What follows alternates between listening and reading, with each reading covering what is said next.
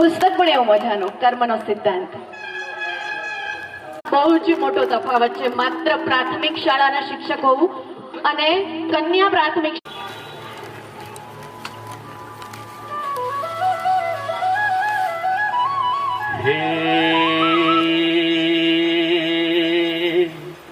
ચિંતા વિઘ્ન વિનાશિની અને કમલાસણી સકા વિદહતી હંસવાહિણી મા દુર્ગા દેહુસુમાર.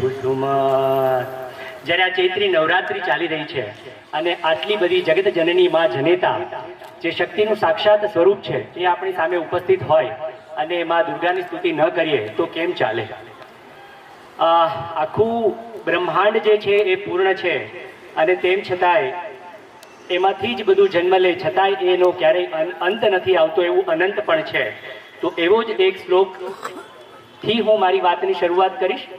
ઓમ પૂર્ણમદ પૂર્ણમિદમ પૂર્ણાત પૂર્ણમુદચ્યતે પૂર્ણસ્ય પૂર્ણમાદાય પૂર્ણમેવાવશિષ્યતે.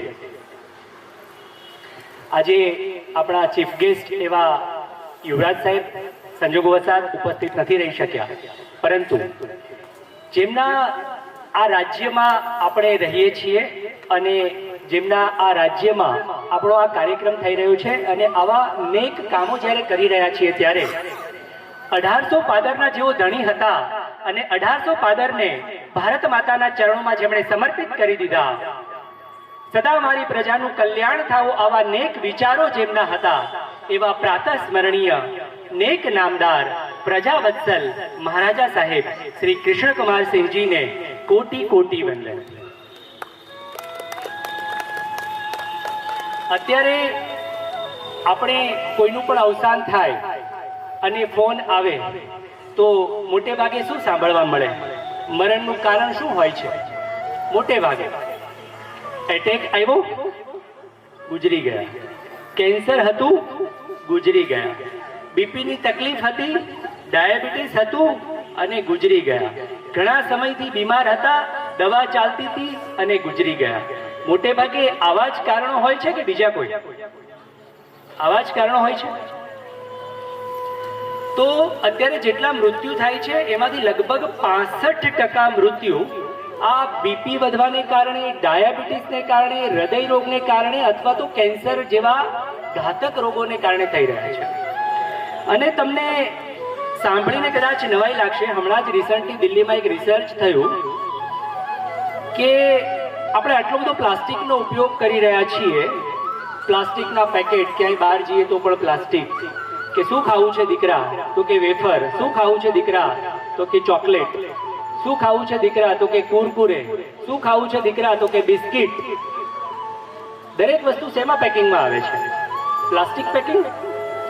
અને આ પ્લાસ્ટિક એટલું બધું વધી ગયું છે કે દિલ્હીમાં હમણાં માના ગર્ભમાં એક બાળક હતું અને ગર્ભના બાળકમાં ચેક કર્યું તો ગર્ભના બાળકમાંથી માઇક્રોપ્લાસ્ટિક મળ્યું. એટલે કેન્સર નહીં થાય તો શું થશે એ મોટા થઈને? તો જ્યારે આવા બધા રોગો વધી રહ્યા છે અને એની સામે આપણી લાઈફસ્ટાઈલ કેવી છે, આપણું જીવન, રોજની દિનચર્યા કેવી છે, તો દિનચર્યા માટેની એક વાત હું તમારી સાથે શેર કરીશ અને પછી બીજી બધી વાત કરું. તો આના વગર મારે કે તમારે કોઈને ચાલે છે ખરું? આ રમકડા વગર ચાલે છે? આ રમકડા વગર અત્યારે તો આ નાના નાના છોકરાઓને જમવા બેસો ને જો મોબાઈલ ન આપો તો જમતા નથી, એવી માતાઓની. હું વિજયભાઈ પરમારને વિનંતી કરીશ કે તેઓ પુસ્તકથી ડોક્ટર ધવલભાઈ દવેનું સ્વાગત કરે.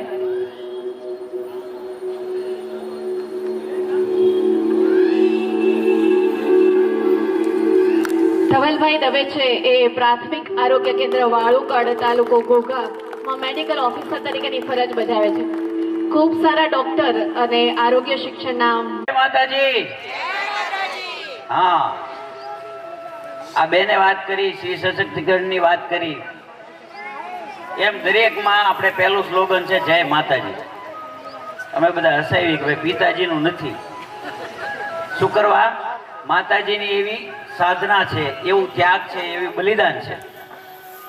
તો આ બધાને કારણે આ શક્ય બને છે. મને ગમે તે કાર્યમાં હું જાઉં એટલે મને એક વાત સતત યાદ આવે, એ હું પોતે પાકી કરું છું, હું બીજાને કહેવા કરતા, કે ભગવાન રામે જ્યારે સેતુબંધુ રામેશ્વર ભગવાને પુલ બાંધ્યો, માતાજીને લેવા જવાના હતા, એટલે મોટા મોટા વાનરો બધાને બોલાવ્યા કે ચાલો આપણે પુલ બાંધીએ. એટલે મોટા મોટા વાનરો આવ્યા અને અનેક શક્તિશાળી માનવોએ બધાએ વાંદરોએ પથરા નાખ્યા અને પુલ બનવાનું શરૂ કર્યું.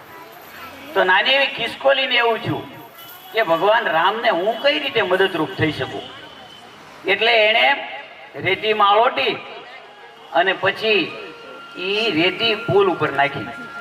ભગવાન રામને બહુ ગમ્યું કે પ્રાણી નાનું છે પણ આનો ભાવ કેટલો ઊંચો છે. એટલે એણે ભગવાન રામે ખિસકોલીને હાથમાં લીધી અને હાથ ફેરવો. એટલે ખિસકોલીના ચટાપટા છે ને એ ભગવાન રામના આંગળાના નિશાન છે.